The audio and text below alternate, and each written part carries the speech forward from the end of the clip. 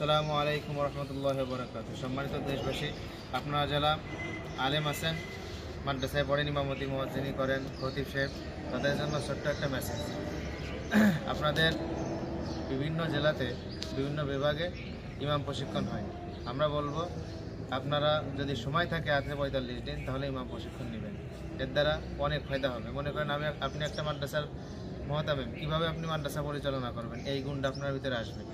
আপনি মনে করেন একটা মাদ্রাসা, একটা মসজিদের ইমাম সাহেব, খতিব সাহেব, এখন সভাপতি সেক্রেটারির সাথে আপনার ঝামেলা হবে।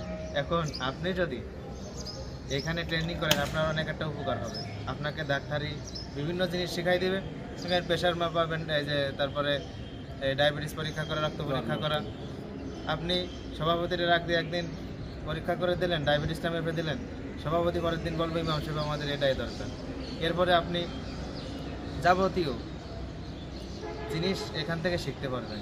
এই জন্য সাথে সাথে আরও অনেক উপকার আছে, যেমন মনে করেন চাষবাস, গবাদি পশু পালন করা, এরপরে দুনিয়ার অনেক উপকার আছে। আপনাকে মনে করেন নগদ কসকসে 25,000 টাকা দেবে।